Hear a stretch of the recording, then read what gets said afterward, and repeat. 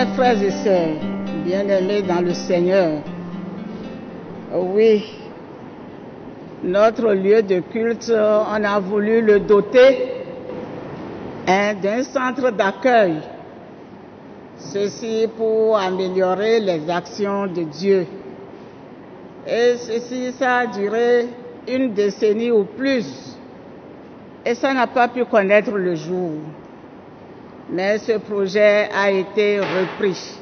Nous allons construire sur notre espace allant de l'ancien bâtiment que nous voyons jusqu'au niveau du bâtiment du concierge. Et ceci, c'est pour que nous tous, nous puissions savoir aujourd'hui qu'est-ce que ce centre d'accueil représente. Tout à l'heure, on a dit que ça fait une décennie. On n'a pas pu construire. Peut-être le Seigneur a voulu que ça soit en notre temps, tel que David et Salomon. David a voulu construire le temple, mais le Seigneur lui a dit, c'est Salomon qui me construira mon temple. Et c'est pour ça, c'est en notre temps que ça va se passer. Et nous demandons à tout un chacun de donner du sien pour que ce centre puisse connaître le jour. Ainsi donc, nous passerons la parole aux techniciens qui vont vous présenter ce joyau que nous avons à construire. Merci à tout un chacun. Merci pour l'écoute. Le projet en question sera réalisé de l'autre côté du presbytère. Le presbytère n'existera plus. Au côté du presbytère, il y aura un sous-sol. Dans ce sous-sol, nous avons 16 places de parking. Nous avons les locaux techniques. Nous avons un escalier et un ascenseur. Il y aura un local de poubelle et un local groupe électrogène. Là, c'est le sous-sol. Au niveau du rez-de-chaussée, la salle de réunion de la jeunesse n'aura pas de sous-sol. Donc, arrivé au rez-de-chaussée, les deux bâtiments vont se croiser. Et à ce niveau, nous avons une grande salle de conférence. Nous aurons les boutiques. Nous aurons la chambre de concierge et les toilettes hommes et femmes. Au niveau de l'ancien bâtiment, c'est-à-dire le bâtiment de la jeunesse, nous aurons une deuxième salle de conférence. Nous aurons les boutiques, les toilettes hommes et femmes, un escalier et l'ascenseur prendra départ au rez-de-chaussée à ce niveau. Au niveau du R+1, c'est-à-dire au premier étage, nouveau bâtiment, il y aura un vide sur la grande salle de conférence. Il y aura 2 salles de chapelle, il y aura une salle de réunion, un bureau et 2 vestiaires. Ensuite, nous disposerons des toilettes hommes et femmes. Au niveau de l'ancien bâtiment, il y aura les chambres. Il y aura en tout 12 chambres, nouvelle génération avec salle d'eau indépendante. Maintenant, arrivé au niveau du deuxième étage, c'est-à-dire deuxième, troisième, quatrième étage, le dispositif est uniformisé jusqu'au quatrième étage. Il y aura 12 chambres au niveau du nouveau bâtiment et au niveau de l'ancien bâtiment, il y aura 19 chambres au deuxième étage. Donc le même dispositif continue jusqu'au quatrième étage. Donc voilà un peu le projet qui sera réalisé. Nous avons fait des images, et je dis que ces images, c'est des esquisses. Après les différentes observations du comité et de la communauté, nous allons parfaire ces images pour que ce projet soit beau pour le bonheur de la communauté en général et de l'Église en particulier. Merci.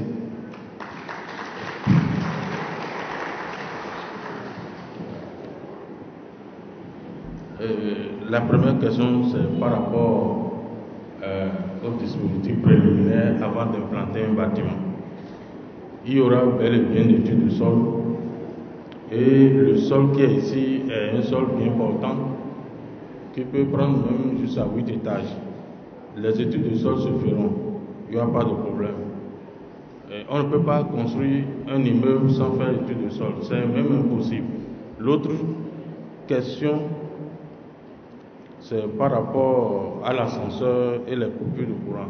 Lorsque vous érigez un édifice de cette envergure, vous devez accompagner l'édifice par un dispositif d'énergie conséquent.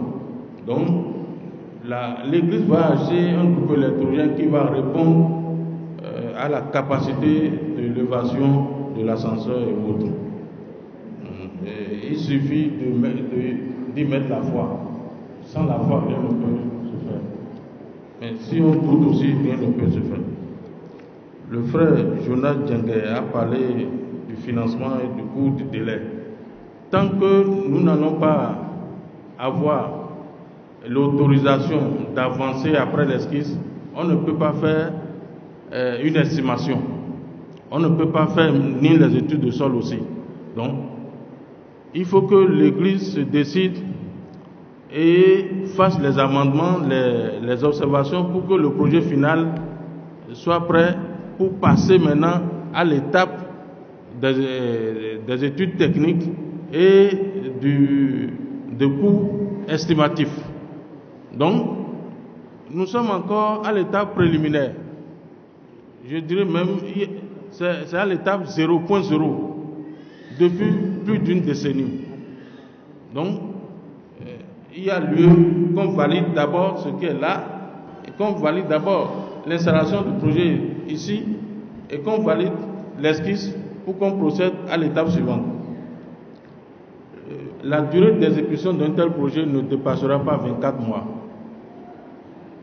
Ne dépassera pas 24 mois si les moyens sont mobilisés. Par rapport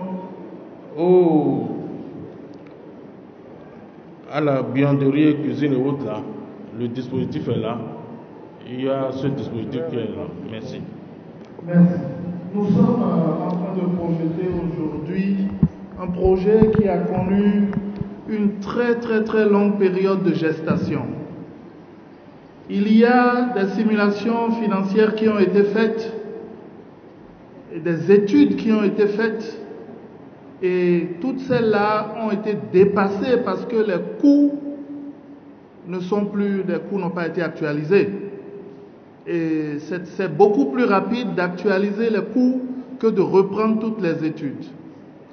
Nous avons discuté du lieu. Là où nous sommes, c'est un lieu stratégique. On a tenu compte de cette position d'angle et du quartier et de tout pour proposer ce centre d'accueil et de formation. Ce n'est pas un hôtel. Dans un hôtel où on est susceptible d'avoir beaucoup de bruit et puis un certain laisser-aller, ce n'est pas du tout la même chose que le centre d'accueil et de formation. Si vous allez à Champ d'Oiseau par exemple, bien qu'il y ait des dispositions hôtelières, ce n'est pas du tout un hôtel. Et c'est la même chose, c'est à la même chose que nous sommes en train de penser ici. Si nous pensons buanderie et services annexes, ce sont des services attachés à un centre de formation et non à un hôtel en tant que hôtel ouvert. Ensuite, Beto s'est porté acquéreur de parcelles ailleurs. Il a été envisagé, par exemple, d'envoyer le projet là-bas. Mais comme je l'avais dit, le lieu où nous sommes est un lieu qui remplit beaucoup de critères. Est-ce que la cour sera épargnée? Oui, nous aurons toujours notre cour et l'immeuble sera fait de telle façon que la vie au sein de l'église ici ne soit nullement dérangée par l'immeuble. Et l'immeuble nous appartient. C'est nous. C'est notre extension. Nous grandissons, nous élargissons notre tente. Comme le Seigneur même nous a dit, élargis ta tente. Et cela se fera. C'est la fin de la phase question-réponse. Pour toutes les autres interventions, questions qui restent. Déjà, parti cet après-midi, vous les mettez par écrit, le gardien est là, vous pouvez lui confier cela et il aura transmis à la secrétaire ou déjà demain matin, le secrétariat est là pour recevoir d'autres observations. Nous allons laisser la parole au frère Emmanuel avant que la présidente revienne. Merci, pasteur. Il m'a été demandé de dire un mot à cette communauté alors que nous entrons dans une phase décisive, un changement capital de notre vie communautaire. Ce moment est un temps unique que nous vivons. Est-ce que nous passons à l'autre échelle? Est-ce que nous végétons où nous sommes? Nous ne pouvons rester ici. Nous devons évoluer. Nous inspirant des Écritures, il est écrit, il est un moment pour tout, un temps pour toutes choses sous le ciel, un temps pour planter et un temps pour arracher le plant, un temps pour démolir et un temps pour bâtir. Le temps, le moment de bâtir est venu.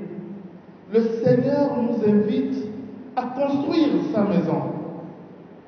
Et en cette circonstance, c'est un acte de foi que nous devons baser sur la seule présence, la grâce et la puissance que nous tirons de l'Éternel. C'est pour cela que je voudrais m'inspirer des Écritures pour le petit message que je voudrais faire aujourd'hui. Et quand je vais dans Exode, chapitre 35, les versets 4 et 5, Moïse parla à toute la communauté des fils d'Israël et dit: voici ce que l'Éternel a commandé.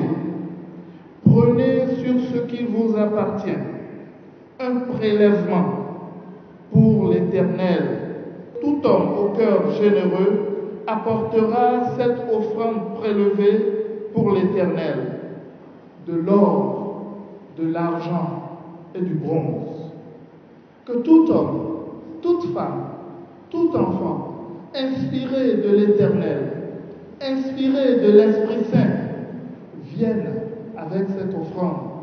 Et ce qui s'est passé dans la Bible, là où il était l'heure de construire un sanctuaire pour l'Éternel, la même chose se passera. Je vous invite à lire encore Exode au chapitre 36, toujours les versets 4 et 5. Alors, tous les hommes habiles qui exécutaient l'ouvrage pour le lieu saint quittèrent chacun l'ouvrage qu'il faisait et vinrent dire à Moïse: le peuple apporte beaucoup plus qu'il ne faut pour exécuter l'ouvrage que l'Éternel a commandé de faire. Moïse donna l'ordre de faire passer dans le camp une proclamation en ces termes: que personne, homme ou femme, ne travaille plus en vue de l'offrande prélevée pour le lieu saint. On empêcha ainsi le peuple d'en apporter. Les objets préparés suffisaient amplement pour tout l'ouvrage à faire. Qu'il en soit ainsi ici. Amen. Je sais que nous sommes des hommes de bonne volonté. Je sais que nous sommes des hommes de bon cœur. Si nous pensons que nous n'avons pas la force, l'Éternel est notre force.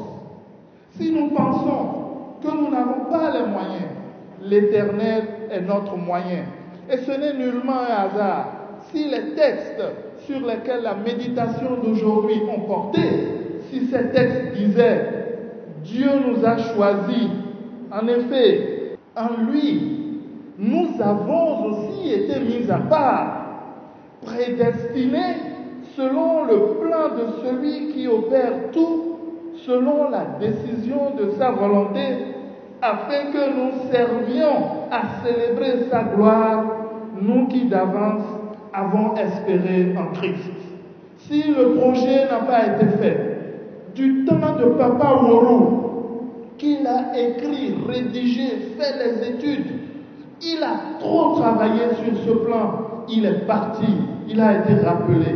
C'est à nous que le plan là a été donné d'être transformé en réalité. Et aujourd'hui, l'Éternel nous parle, il nous donne les moyens. Nous nous lèverons comme un homme, nous exécuterons ça.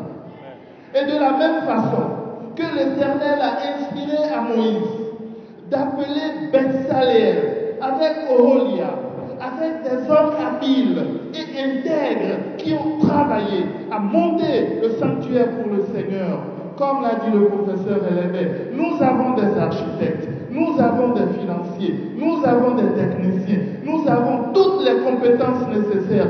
Le frère Mungue, qui est un méthodiste qui ne vient plus trop aller dessus, commence pas à venir, est un professionnel de la chose. Il a conduit tous les plans et c'est un plan bien dressé. C'est un frère qui prend la tête. C'est lui le Betsaleel aujourd'hui. Que l'Éternel te bénisse, mon frère. Et que l'Éternel nous donne de pouvoir faire ce travail pour lui. Quand cet immeuble sera debout sur une brique, tu sauras que c'est ton nom. Sur un poteau, tu sauras que ton nom y est. Que l'Éternel nous inspire. Et la gestion qui en sera faite ne sera pas loin de ce qui est dans la Bible, avec intégrité et crainte du Seigneur. Que le Seigneur nous guide. Amen. Merci.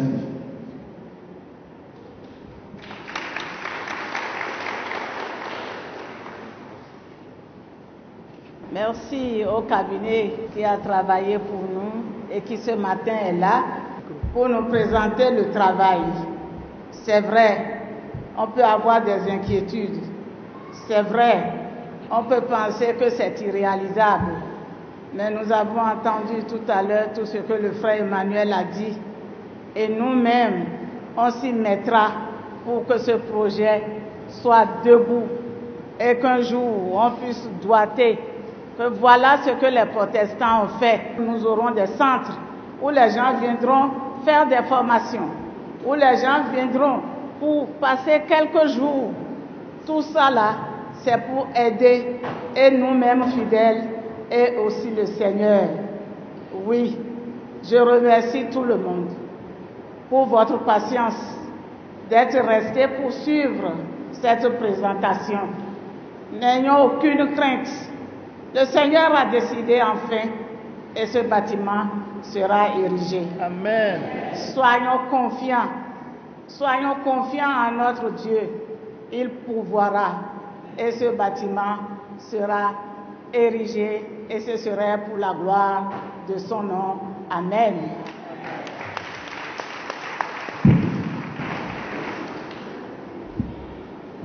Nous allons installer le professeur Daga Omer pendant que l'équipe sera en train de se retirer durant les effets pour qu'on enchaîne en même temps avec les réponses aux questions sur les exposés qui avaient lieu sur le protestantisme et le méthodisme, l'histoire. Bienvenue au professeur Daga. Voilà.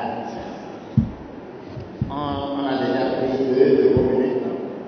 Nous allons vous laisser, on va plus tarder. Alors, bonjour à toute la communauté. Comme il l'a dit, nous sommes à la phase des questions. Il s'agit simplement de revenir sur ce que nous avions dit la fois passée à travers vos compréhensions et puis les points d'ombre que nous pouvons ensemble peut-être juguler. Je vous remercie. J'ai une seule préoccupation par rapport à ce que nous avons dit sur la révolution du protestantisme menant sur les réformes catholiques. Alors, si je comprends bien notre base, c'est particulièrement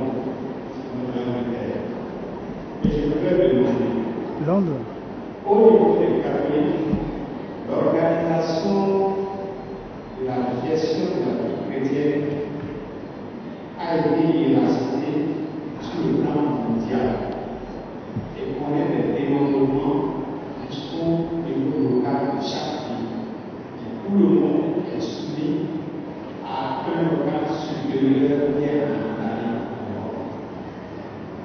Que se passe-t-il au niveau de l'Église protestante méthodiste par rapport à nous? Pourquoi n'avons-nous pas à notre organigramme le service suprême, l'organe suprême au niveau de Londres, sur qui toutes les églises sur le plan hiérarchique local de chaque pays pourraient faire référence au système d'évangélisation internationale?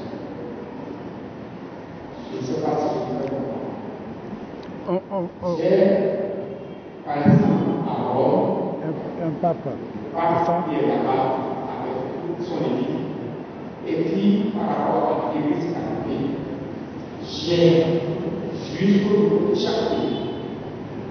Au niveau de l'Église protestante, que se passe-t-il? La dernière fois, je n'ai pas vraiment perçu pourquoi est-ce que nous insistons sur la dénomination protestant méthodiste. J'ai bien vu l'histoire, c'était assez clair, mais pourquoi est-ce que nous insistons pour qu'on nous appelle protestants méthodistes? Et je vois le petit sourire du frère Nestor qui aime bien qu'on dise protestants méthodistes. Ma deuxième préoccupation, c'est celle d'une éventuelle rupture d'onction. Jésus, en envoyant ses disciples, leur a imposé les mains, et j'ai cru comprendre, de par d'autres sources, que cette tradition d'imposition des mains se faisait entre les différents chefs religieux jusqu'aujourd'hui. Alors, est-ce que cette tradition d'imposition des mains qui permettait à l'ouvrier d'aller en mission n'a pas été rompue quant à nous, protestants? C'est une question qui, il me semble, était chère au révérend Harry Henry. Merci beaucoup. Je voudrais commencer simplement par peut-être une clarification, la dernière question, qui peut peut-être commencer déjà par vider certaines zones d'ombre au sein de nos protestants méthodistes aujourd'hui. Je voudrais parler de pourquoi dire protestants méthodistes. Évidemment, c'est peut-être une tautologie parfois. C'est peut-être une tautologie. Mais cette tautologie a été permise dans notre cas spécifique. Et c'est là où je veux faire allusion à l'histoire. Première chose que vous devez savoir, on peut être protestant sans être méthodiste. Première chose, ça, retenez ça. On peut être protestant sans être méthodiste. Ok? Maintenant, lorsqu'on est méthodiste, et on est d'abord forcément et d'une origine lointaine protestante. Vous voyez les choses? Lorsqu'on est méthodiste déjà, parce que étant méthodiste, on va dire qu'on est d'accord avec les principes de la réforme. D'ailleurs, quand vous prenez notre statut, il est mentionné qu'on est d'accord avec les principes de la réforme, etc., du XVIe siècle. Deux choses encore qu'il faut expliquer. Rappelez, j'ai bien dit que le protestantisme, c'est déjà au XVIe siècle. Ok? Et le méthodisme est venu plus tard au XVIIIe siècle. Donc vous voyez? Alors, le méthodisme, c'est un type particulier du protestantisme qui a lieu simplement en Angleterre à partir de l'église anglicane. Vous voyez. Alors, donc, comme ça, on pouvait même s'arrêter simplement et dire que nous sommes église méthodiste du Bénin, ou du moins église protestante du Bénin, ou comme au Sénégal on dit église protestante du Sénégal. Mais la différence c'est que chez nous là, nous avons eu l'évangélisation, nous avons connu la société méthodiste wesleyenne qui, commençant déjà son travail à côté au Nigeria, vers les années 1843, est venue au Dahomey par le biais du pasteur Freeman, qui est allé vraiment vers le roi Guézo pour solliciter d'une façon ou d'une autre l'implantation de l'église. Les historiens sont pointus là-dessus pour dire que ce n'était pas évidemment l'objectif là d'implanter immédiatement l'église. C'était aussi d'autres aspects politiques. Sachez que dans le temps, le Dahomey, le Nigeria, était en conflit entre les rois, les royaumes. Mais ce qu'on retient, c'est qu'en 1843, Freeman, venant du Nigeria, a pu avoir l'autorisation et devrait commencer la société méthodiste au Dahomey. Quand il est reparti, il y a eu les conditions d'adaptation étaient très difficiles, ce qui fait que de 1843, vraiment, la société a mis du temps pour s'installer réellement. Ce n'est que vers 1800, 700 et quelques là, que Ouida, l'antenne de Ouida a été créée. Vous voyez. Et c'est à partir de Ouida que progressivement l'évangélisation balançant ou bien balayant la côte, progressivement nous avons eu 3 grandes zones de mission. La mission du sud, la mission du centre et la mission du haut nord. La mission du haut nord, à un moment donné, a eu des situations conflictuelles avec ce qu'on appelle la CIM. Je ne vais pas revenir sur ça. Mais regardez, le Dahomey est devenu colonie française, ou bien.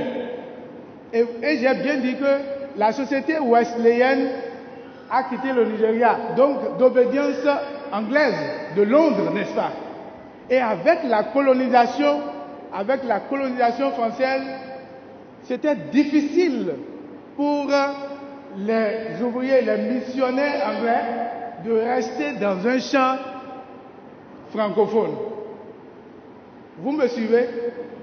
Et à partir de là, il fallait nécessairement trouver une solution parce que les missionnaires anglais qui nous aidaient à couvrir le territoire n'étaient plus en sécurité. La mission méthodiste au Dahomey a commencé déjà par vraiment des insuffisances, des faiblesses, ce qui fait que le catholicisme a commencé par prendre. Parce que quand vous dites que vous êtes catholique, ça veut dire que vous êtes beaucoup plus français, ou bien. Mais quand vous dites que vous êtes méthodiste, ça veut dire que vous êtes de l'autre côté. Il fallait réajuster, il fallait sauver la mission wesleyenne du Dahomey. Et ainsi, qu'est-ce qu'il fallait faire? Il fallait nécessairement aller vers ceux qui vont parler le français. Ok? Et c'est ainsi que la société wesleyenne d'alors, à partir du Nigeria, ils étaient obligés de créer une lettre à la société missionnaire évangélique de Paris, la SMEC, pour dire vraiment l'évangélisation a couvert le Dahomey, mais vraiment la colonisation. Et il faut que désormais on nous envoie des pasteurs français pour s'occuper, pour aider à relever la société méthodiste qui est entrée en voie de disparition. Et c'est à ce titre-là, et c'est comme ça que le méthodisme au Dahomey qui existait a commencé par accueillir des pasteurs français. Mes chers amis, vous allez me demander, ces pasteurs français-là n'étaient pas eux tous des méthodistes. Parce que dans le temps, en France, c'était le protestantisme, c'était la réforme, les calvinistes, vous comprenez? À la limite, les luthériens. Ok? Donc c'était purement, la plupart de ces missionnaires qui étaient venus étaient des réformés, dans un champ méthodiste.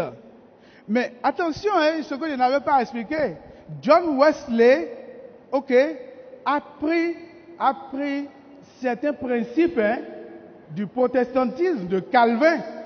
Mais John Wesley n'a jamais été aussi d'accord à 100% avec Calvin. Vous voyez, sur la prédestination, John Wesley a dit non. Donc, vous voyez que ces pasteurs français qui sont revenus dans le champ missionnaire méthodiste pour sauver, ok, sont des protestants purs. Des protestants purs. Et ils sont venus dans le champ méthodiste. Et ce qui fait que quand vous regardez les archives de notre pays aujourd'hui, vers les années 1900, vous allez trouver souvent tout ce qui est relatif au culte, on dit souvent le culte protestant. Le culte protestant. Les protestants. On ne met pas immédiatement, on ne dit pas les méthodistes, vous comprenez. Vous êtes d'accord avec moi? Même jusqu'à un passé récent, même à la télévision, ce que nous faisons, on dit c'est le culte protestant. On ne dit pas le culte, on ne fait pas une distinction entre méthodisme et protestantisme. Simplement parce qu'il fallait, lorsque vous dites que vous êtes protestant, vous êtes purement de la France, de la colonisation. Et puis là, vous avez maintenant la facilité de créer les écoles et tout et tout. C'est ça qui a fait venir les Westphal, Alexandre. Les Westphal, beaucoup de pasteurs missionnaires qui sont venus pour nous aider ici au Dahomey. Donc, cette étiquette-là de protestant est restée. Et puis, nous n'avons pas aussi voulu enlever cette image, cette étiquette originale du méthodisme, ce qui fait qu'on a fait du coup mélanger pour dire église protestante méthodiste. C'est ce qui est resté. C'est pour ça que à la venue de la crise et à la réconciliation, la question avait été posée de dire, mais écoutez, enlevons le P pour qu'on reste église méthodiste du Bénin, comme au Togo par exemple, on ne parle pas de l'église protestante méthodiste du Togo, on dit église méthodiste du Togo. Mais comprenez que le Togo n'a pas été colonisé par la France, ou bien le Togo a été colonisé par les Allemands, ou bien le problème ne se posait pas. En tout cas, ça c'est un autre volet. Mais pour simplement sauvegarder cet aspect historique qui nous est cher, pour dire que à un moment donné, c'est les protestants, les réformés qui sont venus pour sauver notre champ de mission. On a dit, mais écoutez, quel que soit, on garde cela. Parce que ça, c'est la référence à notre identité, à l'histoire. Et les conséquences de l'arrivée de ces missionnaires, ça a bouleversé un peu l'ordre liturgique, vous le savez très bien.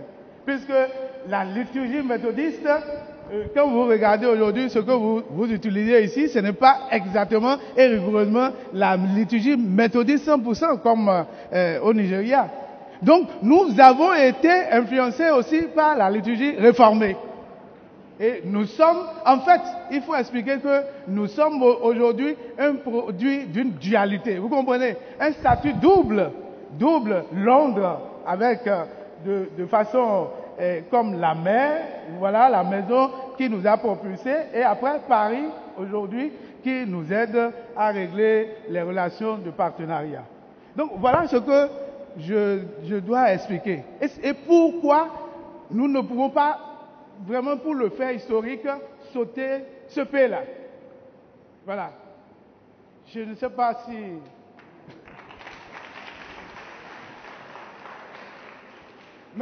Mais avouons aussi un fait, hein. Quand vous prenez les méthodistes, il y a aussi différentes manières, hein, différentes formes du méthodisme. Quand vous allez au Nigeria, le type du méthodisme du Nigeria est un peu un méthodisme épiscopalien. C'est-à-dire que, compte tenu de, je reviens à la question qui a été posée par Jean, constatant que quand on dit protestant là, c'est comme s'il n'y a pas une régulation. Il n'y a pas un centre d'autorité, le magistère. C'est comme si les Calvins n'ont pas mis le sens rigoureux de l'autorité. Vous voyez?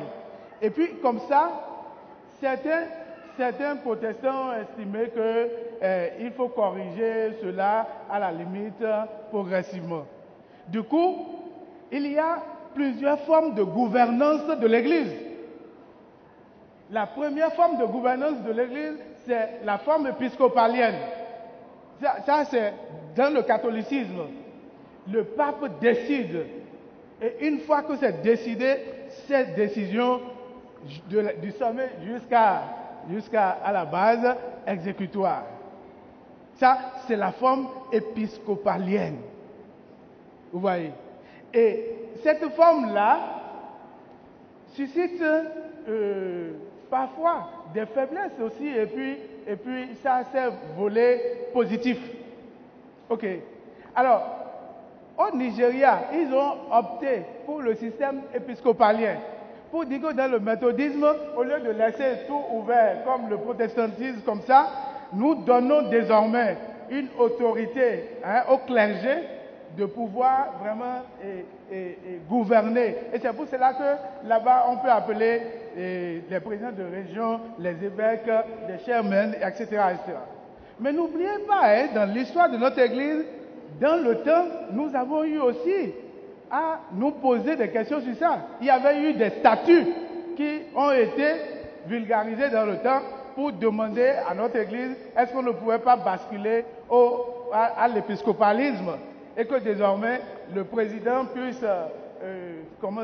arborer le chapeau, puisse avoir comme au Nigeria une croix, ok, et puis que les présidents de région soient des chairmen, etc. On avait eu ces statuts-là, vous voyez, et je pense qu'au finish, les faits historiques sont là, les gens n'avaient pas accepté. Vous savez que les gens sont... Bon, on voit mal comment désormais là, l'évêque ou bien le président va porter, va arborer, tout ça, c'était si compliqué. Ce qui fait que ce projet n'a pas vraiment marché.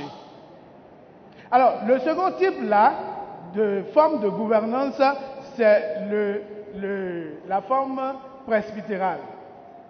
Oui, presbytérale. Les presbytériens. Il y en a au Togo. Là, on parle beaucoup des anciens. C'est une gouvernance des anciens. Et puis là, les diacres, il y a des diacres qui sont consacrés. Il y a la consécration des diacres et les anciens sont là. Lorsque le pasteur n'est pas là, on peut faire dérogation à l'ancien, même parfois de célébrer la Sainte Seine. Chez les presbytériens. Ça se passe ainsi. Mais la dernière forme de gouvernance, c'est le type congrégationaliste. Congrégationaliste, ça veut dire que tel que Beto est là, c'est Beto qui décide du choix de son pasteur. Voilà. Beto décide du choix de son pasteur, il est là, il peut rester comme pendant longtemps, ok. Et l'église de Beto n'a pas de compte à rendre avec une structure fédérale. Elle est congrégation, elle est autonome de gestion. Vous voyez. Alors, vous allez me demander, nous on se retrouve où? Parce que j'ai dit que le premier c'est épiscopalien, n'est-ce pas? Où on a, lorsque l'évêque dit, le pape dit, de toute façon, il n'y a pas à contester. Le second, c'est l'utilisation des laïcs, ok, l'engagement des laïcs, qu'on appelle des anciens, et qui décident avec le pasteur. Le pasteur ne décide jamais. Non, c'est au synode, le bloc synodal. On parle du bloc synodal. Il y a le premier membre, le second membre, qui sont des membres laïcs. C'est eux qui décident. Et quand ils décident, c'est tout le monde. La décision est une décision qui quitte de la base jusqu'au sommet. Voilà. Et la dernière chose, c'est le type congrégationaliste. Alors, nous, on est où? Un test. Un test. Oui, frère Emmanuel. Et voilà. Il faut dire ça, que les gens entendent fort. Nous sommes presbytéro-synodaux. Si le gouvernement presbytéro-synodal. Ok. Alors, ça, c'est merci de dire comme ça, mais ça a besoin encore de recherche. Parce que actuellement, nous ne donnons pas toutes les caractéristiques de ce mode de gouvernance. Parce que lorsque je parle de presbytéro, des anciens, nous n'en avons pas. Au titre de consacrer les anciens. Nous n'avons pas les diacres que nous, je vais mettre un accent, hein, les diacres dont on parle dans le presbytérien là, ce n'est pas ceux qui...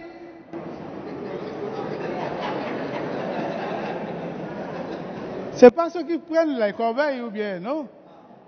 Le diacre, vraiment, a un engagement, a un sens qui...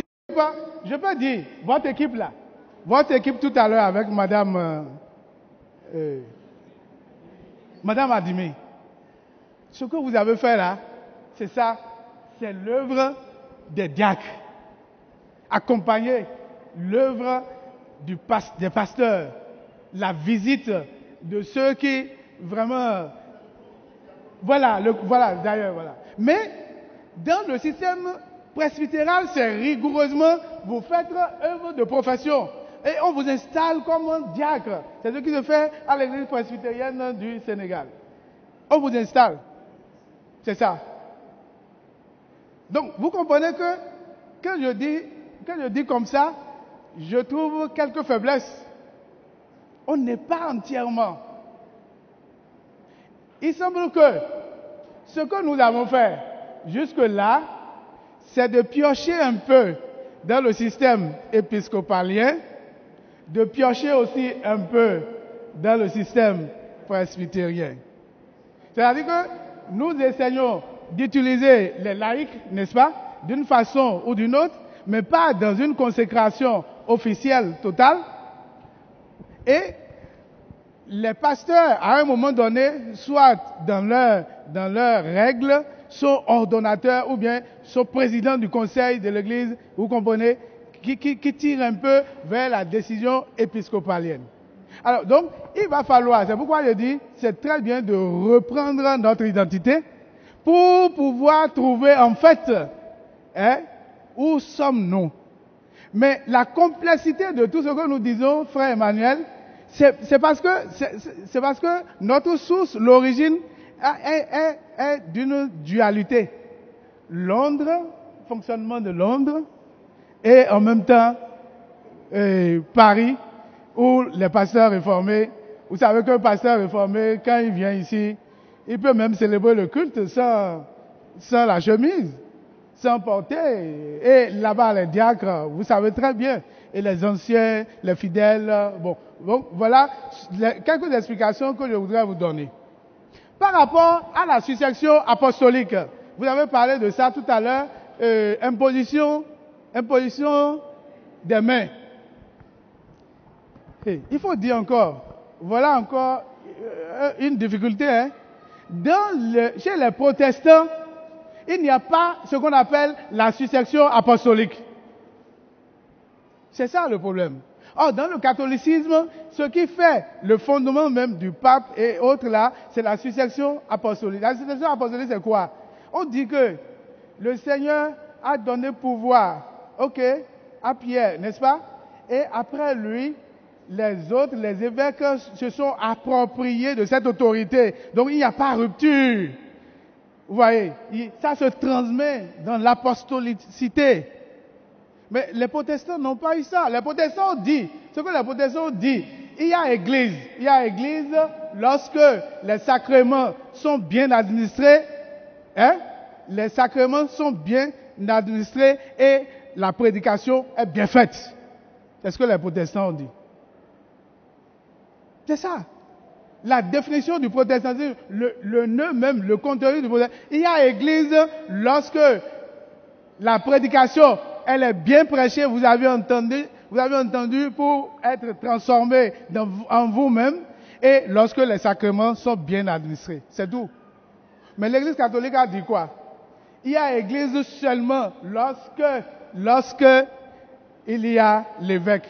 Là où se trouve l'évêque, il y a l'église. L'église est là, le magistère. C'est ce qu'ils ont dit. Ce qui fait que quand vous vous retrouvez là-bas, l'évêque, ça veut dire que vous avez même déjà retrouvé l'église.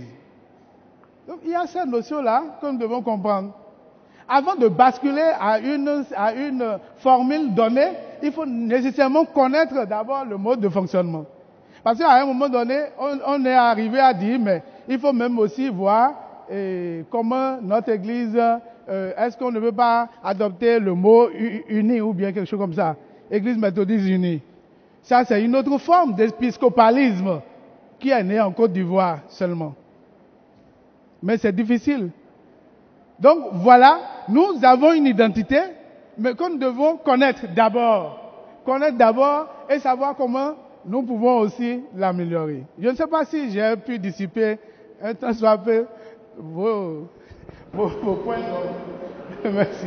Je vais me permettre de relever un peu ce que le docteur Francis a dit. Ça m'embête un peu parce que il voudrait que le pasteur l'a dit en filigrane plus ou moins. Lorsque, au XVIe siècle, le problème s'est posé, pourquoi est-ce que le protestantisme est né? C'était la diète de Spire en 1529. Il y a eu des choses avant, Luther, etc. Et en 1529, le roi a fait donner une ordonnance disant que tout le monde doit opter pour le catholicisme. Et des princes qui avaient opté pour la réforme qui avait commencé déjà avec Luther un peu, on dit non. Ce non, c'est le refus à l'autorité. C'est un acte d'indépendance, de liberté que les gens voulaient prendre. Les raisons n'étaient pas toutes spirituelles. Mais la raison fondamentale, c'est que ça optait pour, le pasteur saurait mieux le dire que moi, les saints piliers, la grâce seule, et surtout le sacerdoce universel que les gens proclamaient en ce moment-là, qui voulait dire chaque chrétien, la Bible à la main, est un pape. C'est ça, hein, la formule. C'est-à-dire que par la proclamation, le refus de 1529 des princes, il redonnait la liberté totalement à l'individu qui maintenant est seul devant Dieu. Et c'est ce que le pasteur disait tout à l'heure, lorsque l'écriture, la parole est prêchée, c'est l'église événement. Vous rencontrez Jésus, vous êtes l'église. Et vous n'avez de compte à rendre qu'à Dieu. Et le pasteur ou les autres, vous me reprenez pasteur, hein, les pasteurs ou les autres ne sont pas là pour dicter à votre place. Si bien que la structure c'est l'église, le fidèle, l'église et puis Dieu. Alors que le catholicisme intervient entre-temps. Bon, bref. Donc, alors, que s'est-il passé? C'est une question d'adaptation. Au XVIe siècle, on parle de Calvin, mais quelle était la situation? Comment est-ce qu'on pouvait adapter? C'est-à-dire, qu'est-ce qu'une religion nous apporte? Est-ce seulement rester dans le temple prier? Ou bien alors, comme Dieu veut, Dieu a créé le ciel, la terre, etc. Il a mis ça à notre disposition. Est-ce que c'est pour que nous le gaspillions?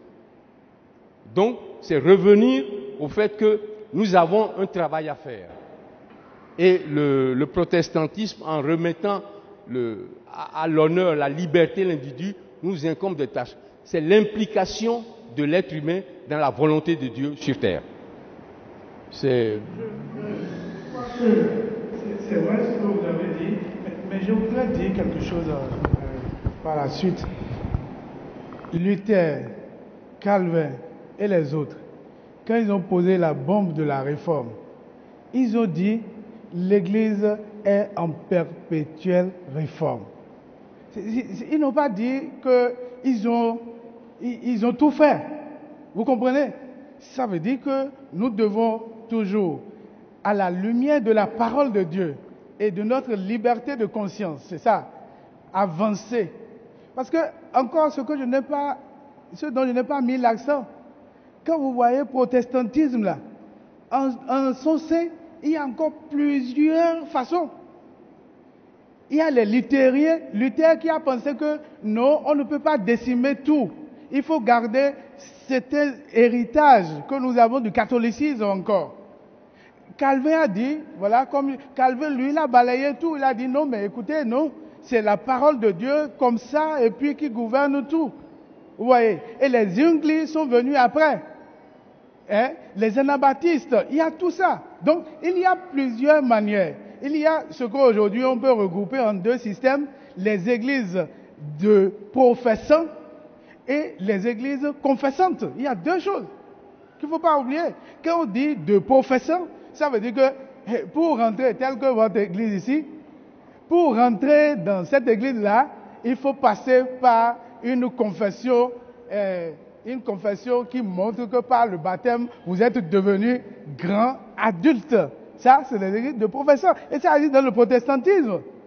Ouais, il y a tellement de choses que nous pouvons comprendre.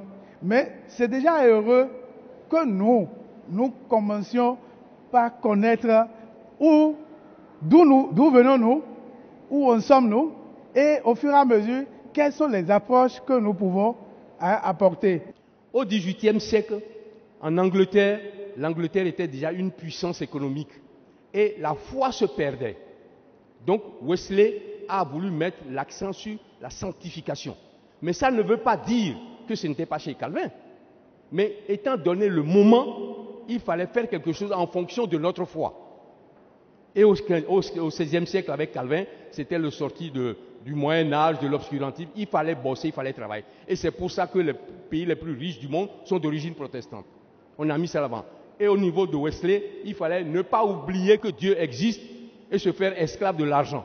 Donc il fallait la sanctification. Donc lorsque on nous dit que nous disons, nous voulons être protestants, méthodistes, pour moi ça veut dire, je suis protestant parce que je veux développer le monde. Comme Dieu le veut, que ce soit bien. Je suis méthodiste parce qu'il ne faut pas que j'oublie que Dieu existe. Donc il faut que mon action soit accompagnée par la prière. Je crois que je vais m'arrêter. Merci Nestor pour l'opportunité et merci aux révérends qui ont bien voulu nous aider à comprendre.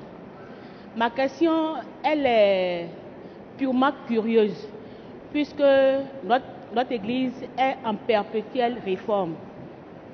Alors, de nos jours, pour beaucoup de chrétiens, c'est le parler en langue qui permet aux chrétiens de mieux prier et de mieux s'adresser à leur Dieu. Quelle est de nos jours la position du protestantisme méthodiste par rapport à cette situation? Deuxième question, récemment, les catholiques ont révisé notre prière et notre Père qui est aux cieux. Ils ont amélioré un peu. Quelle est la position de notre Église par rapport à ce changement? Je vous remercie. Je voudrais joindre ma voix à celles qui m'ont précédé pour vous remercier pour cette initiative qui a été prise parce que c'est important que nous nous connaissions bien, que nous sachions d'où nous venons pour ne pas être victimes de complexes inutiles.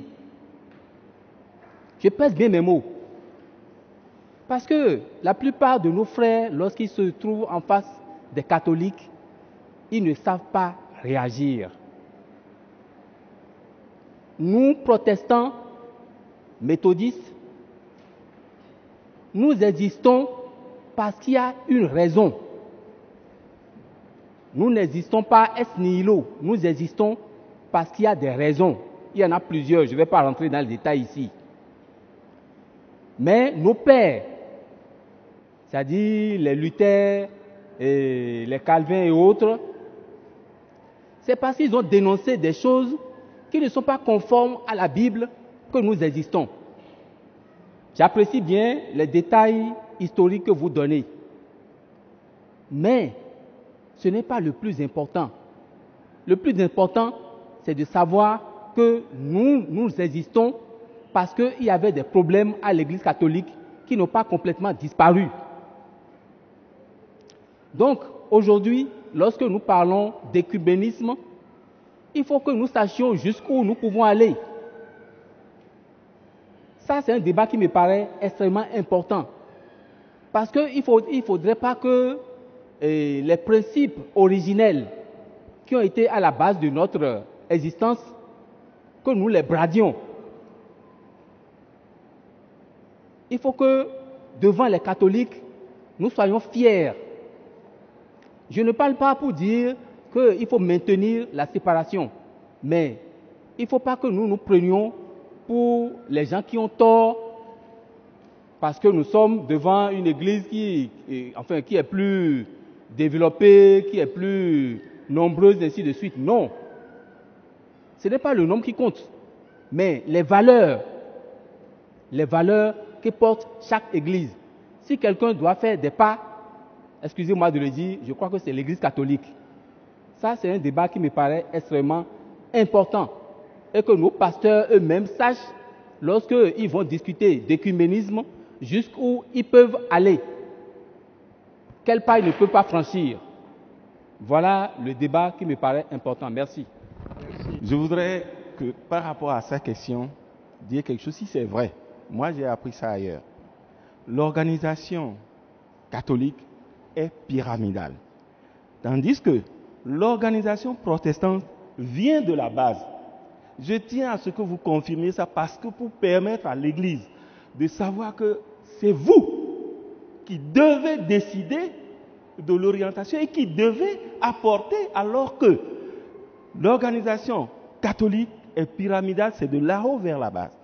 Ce qui pose problème, s'il est d'accord avec moi pour les églises protestantes et tout ce qui est protestant, l'évangélisme et tout, ça monte et ça descend, c'est que les fidèles de la base ne prennent pas conscience que c'est eux qui forment l'église. Si on est d'accord? Mais tout à l'heure, c'est-à-dire que nous ressemblons au système presbytérien sans toutefois être entièrement, c'est ça. Sinon, nous travaillons toujours, je crois, les commissions, lorsqu'il y a synode de la base, tous jusqu'au sommet. Donc, ça, je peux l'appuyer. Vous voyez. Mais par rapport aux relations œcuméniques, non, je pense qu'il faut qu'on trouve un autre temps pour aborder ces questions.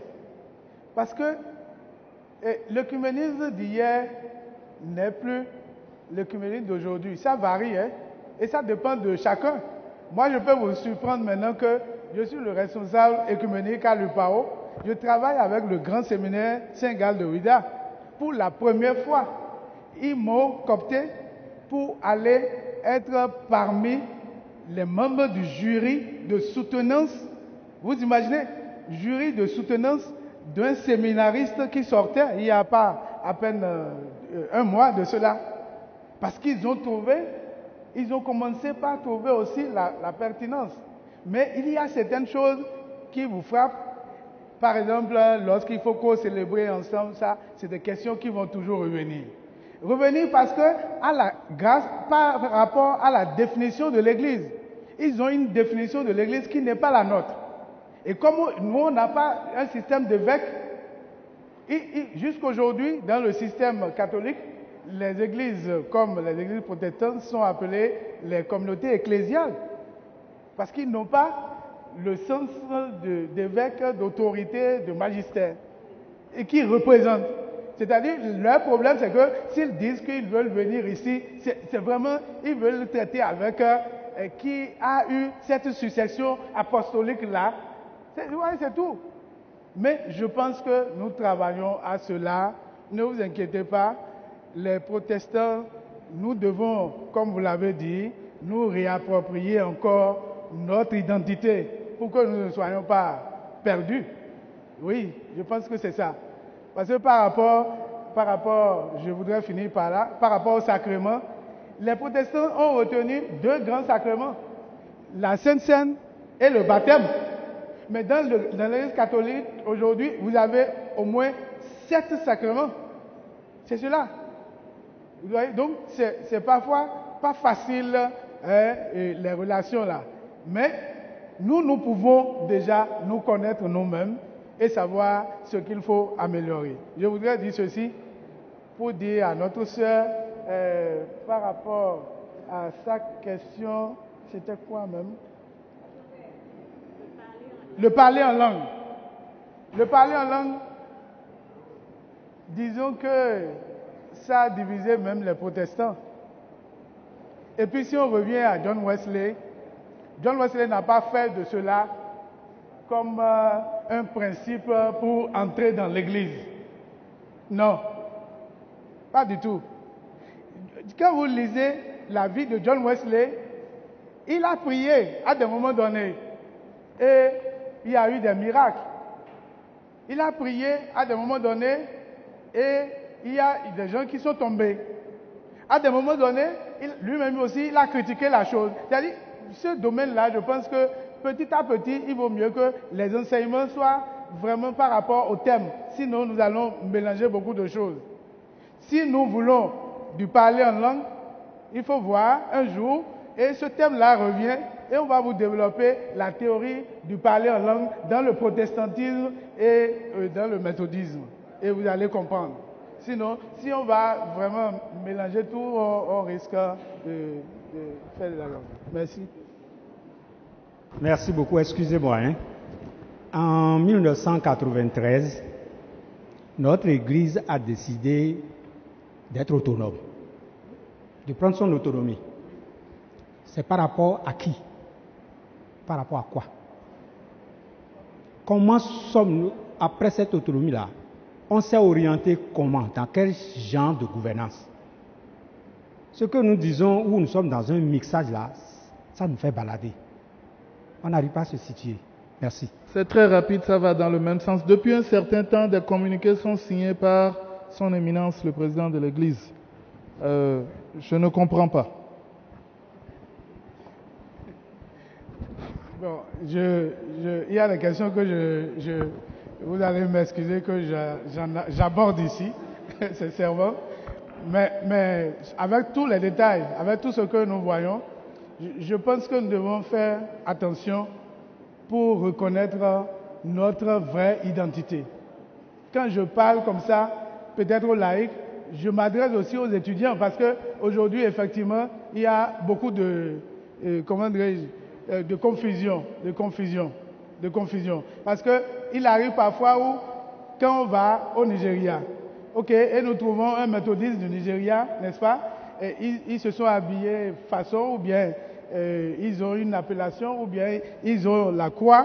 Cela ne suffit pas que si nous sommes au Dahomey, nous puissions peut-être aussi colporter ça.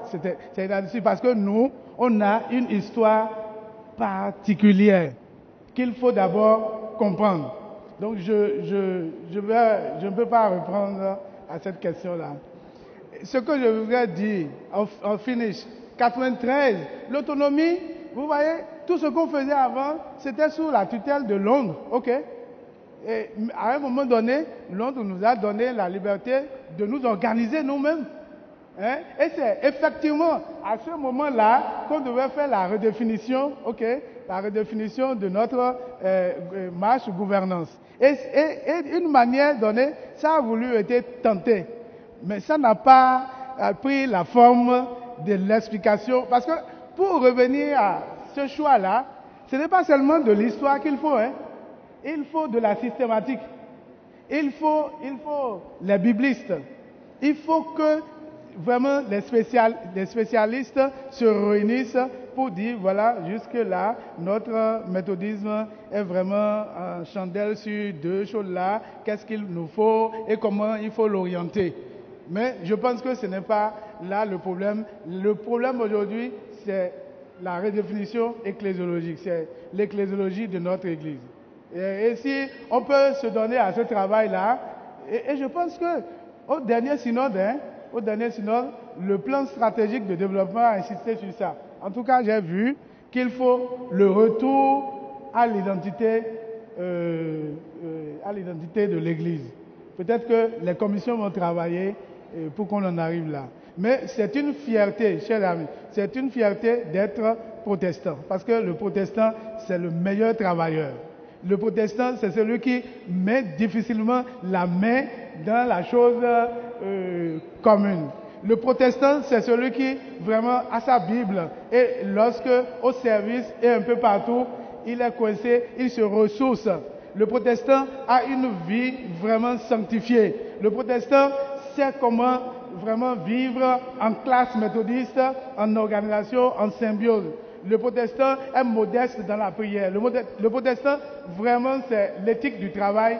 Et comme il a dit, tous les pays protestants, aujourd'hui, c'est une fierté pour nous. Donc voilà, je vous remercie. Je suis à votre disposition pour d'autres débats. Merci.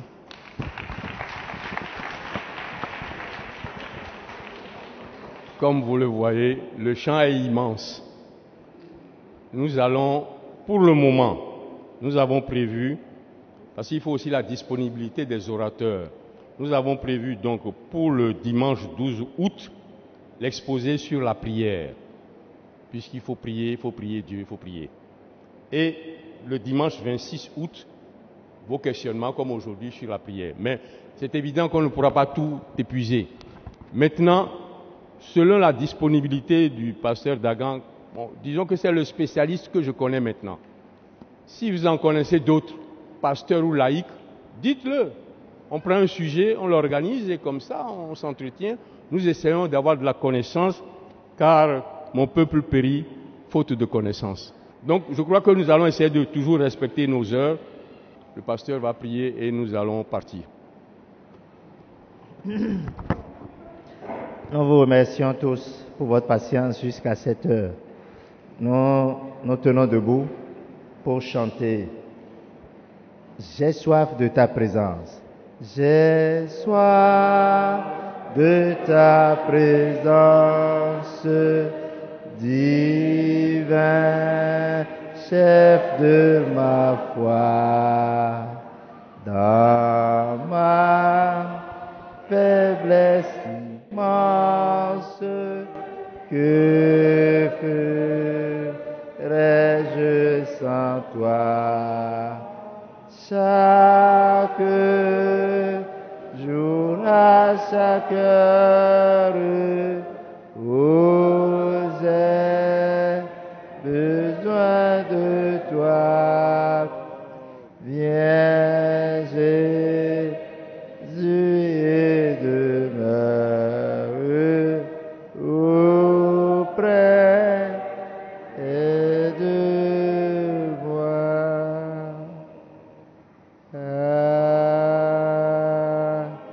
Amen. Oui, Seigneur, notre Dieu, notre Père, nous avons toujours soif de toi, de ta présence. Ce temps que nous venons de passer ensemble est encore la preuve de ce que nous avons toujours besoin de toi. Nous avons soif de ta présence. Maintenant, tu nous as nourris, tu nous as enrichis à travers les explications, les interventions. Donne-nous de les garder en nous, de pouvoir comprendre désormais et mieux d'où est-ce que nous venons et qui nous sommes. En ce moment, nous sommes à la fin de cette séance. Nous devons repartir de ces lieux. Nous nous remettons entre tes mains.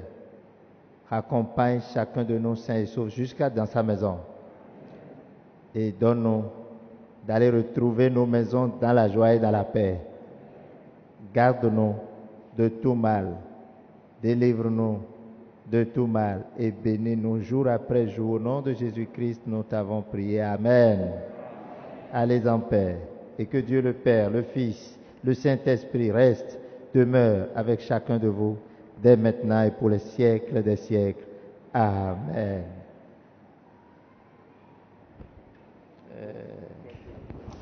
Bon appétit à vous tous. Bon, c'est une conférence qui est venue à point nommé parce que la plupart des protestants ne savent peut-être pas comment nous en sommes venus au protestantisme méthodiste. Et il fallait que nous sachions notre histoire. Nous étions partis de l'Église catholique pour un certain nombre de raisons. Et il fallait que nous le sachions pour pouvoir garder notre identité méthodiste. Bon, nos recommandations, c'est que ce genre de conférences soient multipliées un peu dans toutes nos églises pour que les protestants sachent qu'ils ont une richesse, surtout que le protestant doit être attaché à la parole. C'était le but de ceux qui nous ont apporté la réforme, c'était la parole et rien que la parole. Je crois que nous sommes tous d'accord aujourd'hui, même l'Église catholique se base sur la parole aujourd'hui. Alors que l'Église catholique est en train de prendre la parole comme son soubassement maintenant, nous les protestants méthodistes, nous sommes en train de négliger un peu la parole. Donc il fallait que nous sachions d'où nous sommes partis pour savoir quoi nous devons faire aujourd'hui pour rester dans notre identité méthodiste. Mes impressions sont très bonnes parce que l'initiative prise par le frère Darbou est très louable. Si vous ne savez pas qui vous êtes, on peut vous perdre facilement. Donc, cette conférence qui permet aux protestants méthodistes de connaître ses origines est très très utile. Il faut que les dirigeants de notre Église s'attachent à faire découvrir de plus en plus aux protestants méthodistes ce qu'il est.